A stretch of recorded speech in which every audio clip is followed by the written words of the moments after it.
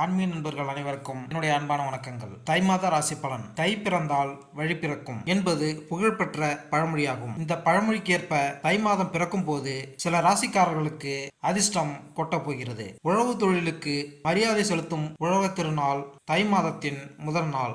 அமாவாசை நாட்களில் பித்ருக்கள் பூஜையை முறையாக செய்து குடும்பத்தில் குழப்பம், சண்டை, வியாதி, வம்ச விருத்தியின்மை போன்றவை ஏற்படும். உலகில் உயிர்கள் பிறக்க காரணமாக இருப்பது சூரிய ஒளி என்பதால் இந்தியாவில் பெரும்பாலான விரதங்கள், பண்டிகைகள், விசேஷங்கள் சூரியனின் மையமாக வைத்து கொண்டாடப்படுகிறது. அதாவது சூரிய பகவான் தனுசு ராசியிலிருந்து மகர ராசிக்கு பெயர்ச்சியாகக்கூடிய மகர சங்கராந்தி ஜனவரி 15ஆம் தேதி, அதாவது தை மாதம் தொடங்க உள்ளது. சூரியனின் ராசி மாற்றத்தால் சிறப்பான பலன்களை பெறக்கூடிய ராசிகள் அல்லது ராசிக்காரர்கள் யார் என்பதை இங்கு பார்ப்போம். சூரிய பகவான் தன்னுடைய மகனான சனி பகவானின் வீடான மகர ராசியில் சஞ்சாரம் செய்ய உள்ளார். மகர சங்கராந்தியான தை மாதத்தின் 12 ராசிகளின் வாழ்க்கையிலும் சாதகமான தாக்கத்தினை ஏற்படுத்தும். கிரகங்களின் ராஜாவாகவும் ஆத்மகாரனான சூரிய பகவான் ஜனவரி 15ஆம் தேதி மதியம் 2:32 மணியளவில் மகரத்தில்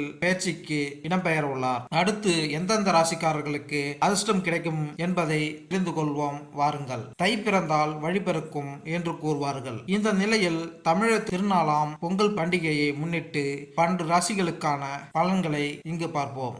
கும்பராசி. எனது அன்பார்ந்த கும்பராசி அன்பர்களே, உங்களுடைய ராசிக்கு 7ஆம் அதிபதியான சூரிய பகவான் 12ஆம் வீட்டில் அமர்ந்து நீண்ட தூர பிரயாணம், வெளியூர், வெளிமாநிலம் போன்றவற்றின் மூலம் நல்ல லாபத்தை கொண்டு வந்து சேர்க்க போகிறார். குறிப்பாக 2ஆம் இடத்தில் இருக்கும் விரிவுபடுத்துவார். இதுவரை நீங்கள் வாங்கி கொண்டிருந்த ஒரு சம்பளம் பத்தாது என்று 2-3 வருமானத்தை உயர்த்த போகிறார். கும்பராசி காலபுருஷ தத்துவத்திற்கு லாபகரமான வீடான 11ஆம் வீடு ஆபஸ்தானபதி என்றால், அப்படியென்றால் இயற்கையாகவே நீங்கள் லாபஸ்தான வீட்டில்தான் பிறந்திருக்கிறீர்கள். அப்படி இருக்கும் பொழுது இந்த தை மாதம் உங்களுக்கு 11ஆவது வீட்டில் சில கிரகங்கள் அமர்ந்து லாபத்தை உங்களுக்கு கொண்டு வந்து சேர்க்கப் போகிறார்கள். 8ஆம் இடத்தில் இருக்கும் கேது பகவான் நீண்ட தூர பிரயாணம், ஷேர் மார்க்கெட் முதலீடு, வெற்றி, மறைபொருள் ரகசியங்களை உங்களுக்கு